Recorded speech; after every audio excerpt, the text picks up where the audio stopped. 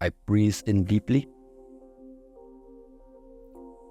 and I breathe out. And this sounds super ridiculous, but if you really ask me how do I cope with such a situation, this is meanwhile what I do.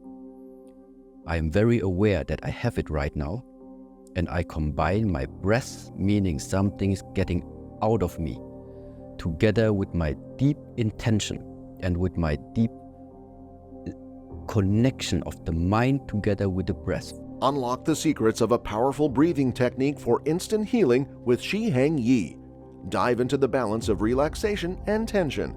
Our body is created upon, let's say, individual aspects from this earth that by nature already are limited in a way, limiting inside and outside. So limiting, that means our body automatically is limited. It is what we call nowadays lifetime. So simply said, sorry for the long explanation, Sure. but that is what it means for me. It is no doubt about it. I don't need to philosophize around it. I can see it. This is out of question. It's gonna go. That is the earth part about ourselves. At the same time, giving me insights. You want to change something about that. What is it to take care of? Everything that comes from the earth, very easily. Which means food, drinks, the breath. Probably. Yeah. So that is like how I would use now this concept in my daily life, to just understand, okay, this body comes from there. So the better the quality of the ingredients I put into this, the more quality this can generate. That is the earth aspect. And in comparison now to that earth, we have that heaven aspect. Heaven aspect called like this because looking up into the sky, it's really difficult to tell where does the sky end. Meaning, heaven stands for something which is borderless. There are no borders in the sky. And so what is it inside of us humans that I think we have something similar like this? That is for me the way of how you are able to use your mind. Because sometimes you can use the mind and create something you have never seen in this world. You're creating something in the mind. You have never seen it in person. Why? Because it's not existing yet. Yet you can see it here. Join Shi Heng Yi in mastering relaxation and tension for transformative healing. Discover the importance of controlled tension, pushing limits, and maintaining positions for effective Qigong practices. Elevate your well-being. The more your willingness and your ability to let go, the more changes are gonna come. It's just like this. For new things to come, old things must go. And now, just as I mentioned, there is the willingness, first of all, to let go. And then there is your skill level, your abilities. Can you, even if you want? And there it is now also good to know. By practicing certain methods, many of them that I told you already, many of them that are also available. By using them, there is a certain degree that you can already help or support yourself in letting go, learning what does it mean to let go. But sometimes there are also things that have, let's say, that are caught within us, that you just cannot reach by yourself. And this is the moment where sometimes you need support, where sometimes even if the willingness is there and you even maybe can see what it is that is stuck inside of you. But sometimes you need a person, more persons, or sometimes you need an additional support to get rid of it. So this is also important really to understand. Why we think physical training, physical activity, practice is something that teaches more than just how hard can you punch, how fast can you kick. It's not about that. I don't care how hard or how fast somebody can punch, but I care about how is the mindset. What happens if you walk through this lifetime, something unexpected comes? And then there it is, something that we call choice. You have the choice. The suffering comes and you run away, or the suffering comes, the pain comes, and you face it. And the second approach, this is something what the Shaolin Way is representing. We are overcoming the suffering. We are not running away from the suffering. You are overcoming it. You go through it until you have become so strong. Your body will become so strong. Your mind has become so strong that it doesn't matter afterwards anymore. Explore the profound impact of Qigong beyond relaxation.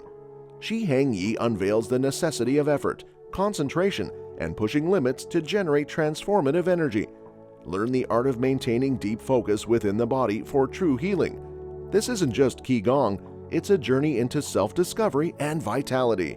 Open the body, or open the human. Open the human not only in terms of physically opening, meaning stretch open the muscles, stretch open the tendons, stretch open the ligaments, open really the body, open the lungs, that more oxygen can come in. But also means open the mind. Open the mind, meaning to stop, to realize whenever you are in a way limiting your views, for example, limiting your own perspective. And by regularly practicing, every day we have exercises to open the body. Every day we take care that we are opening and stay with the open mind. This openness after time is something that we are then starting to incorporate into our being, into our daily life. And this is what opens then the doors again. The more open you become, the more you will see once again the possibilities that are out there. And now, practically speaking, what should you do? Increase the level of activity. That is like, if you want to have a one straight answer, if somebody finds himself in a too dark place, increase the amount of activity. Which means spend a lot of time outside while the sun is shining, where there are a lot of people. The opposite is you're in a dark place and you stay at home in your four walls. For some time, it's sometimes necessary, but this is not going to be the solution. So that means if you by yourself cannot create that light, then we have to somehow try that the circumstances on the outside help you, support you a little bit along this way. And it can be quite similar, being also seen with this monastery. If everybody would have the ability to bring out the self-discipline, you don't need like disciplinary masters. Meaning you don't need a monastery also that takes care that you are keeping that external rules and the external structure. But like, for example, today, all the young guys that came, if they would already be so self-disciplined that they know exactly what they can do, what they cannot do, if they want to achieve something, that they just focus on that. If they knew all of these things, well then, they don't need this monastery anymore. You are going to learn that your body is important just as your mind is important. And based on this very basic idea, now it starts. Now somebody maybe asks, okay, now, yes, I want to develop the mind. How should I do it? And then, in the Shaolin Temple, traditionally, we are teaching Buddhist teachings, Confucianist teachings, and Taoist teachings. So 3, let's say, teachings aiming in the development of the mind. So you are reading theories, you are reading essays, you are reading different texts, maybe some of them describing the life of one of these persons, meaning Buddha, or maybe Lao Tzu, or maybe Confucius. Yeah. By putting yourself into the skin of those personalities, you maybe or maybe not, get a glimpse of, okay, so this is how they were living. This is the virtues that they inhabited in themselves, why they are behaving in this and that way. These were some type of virtues that they were abiding to, that they kept as a guideline in their daily life. That is like where the theory part, in a way, tries to already offer you something. Offer you something because at the end of the day, it's still up to you to decide whether you take what you have observed there as something that you think is useful for you.